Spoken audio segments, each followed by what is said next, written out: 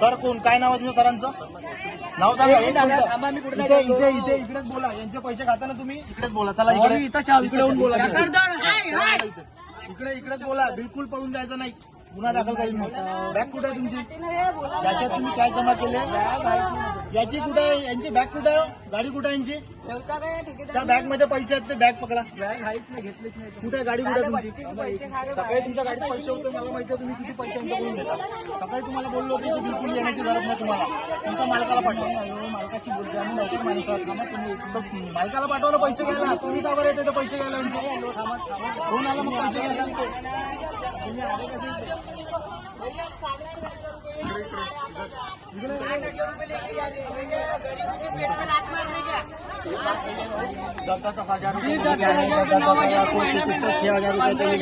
सावकार आहे ते? सावकार आहे का? अरे बाबा माझे उधारी पैसे होते माझ्याकडे. इतने पैसे तो इनको मतलब उधारी से बैग से पैसे चलाते क्या? इतने पैसे इतने लोगों को पैसे दिए तुम उधारी?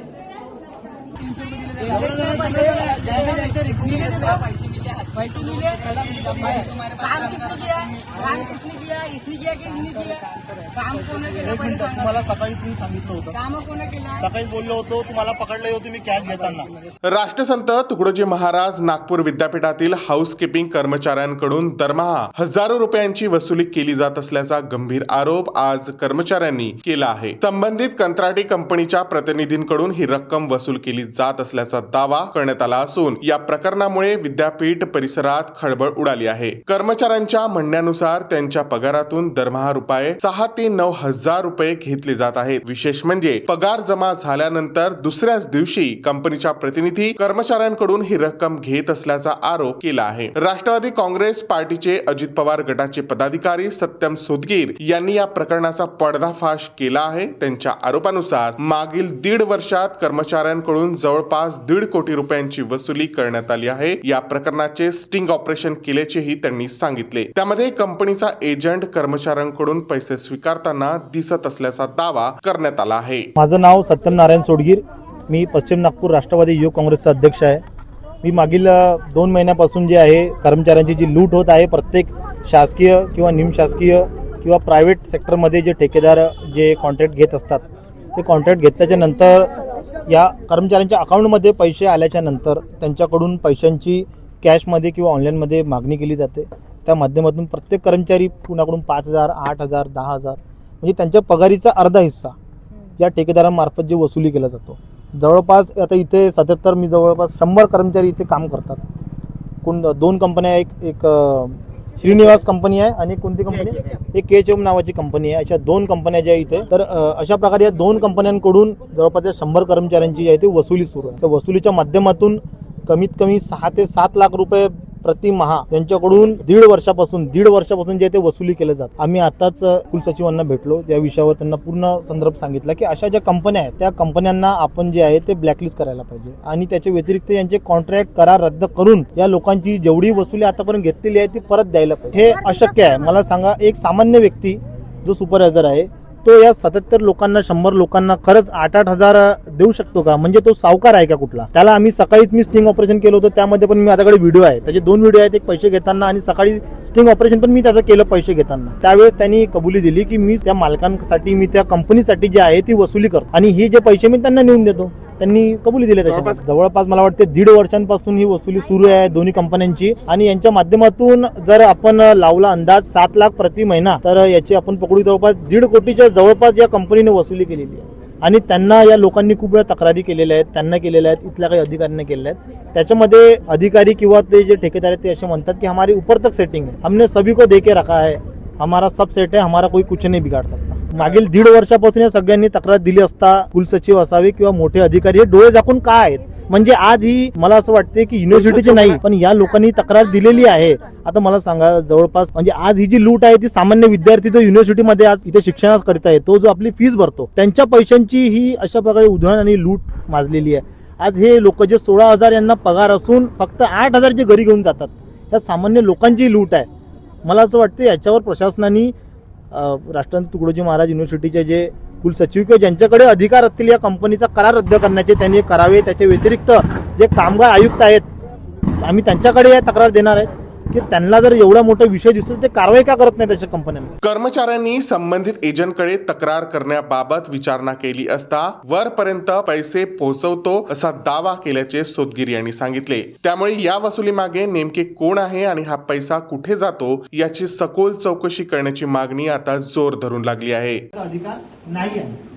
आपण जर असं काढण्याचा प्रयत्न केला गेला, आपण एक व्हॉट्सअप ग्रुप बनवू, मला माहिती दे त्याची, सुद्धा सरांची येऊन या विषयाबद्दल बोलेल, भेटेल की यांचा ट्रान्सफर. तर तुम्हीच म्हटलं होतं की जोपर्यंत मागच्या 1.5 वर्षापासून ठेकेदारी पद्धतीमध्ये नागपूर युनिव्हर्सिटीमध्ये काम करणारे जे कर्मचारी आहेत त्यांच्याकडनं प्रति महिना 6 ते 7, 8, 9 हजार रुपये वसुली केली जात होते. ज्यांचा टेंडर ज्या ठेकेदाराकडे आहे त्यांचे सुपरवायझर असा आरोप जो आहे आज राष्ट्रवादीच्या पदाधिकाऱ्यांनी लावला आहे. या कर्मचाऱ्यांचं काय म्हणणं आहे नेमकं या विषयावर आपण ते जाणून घेऊ.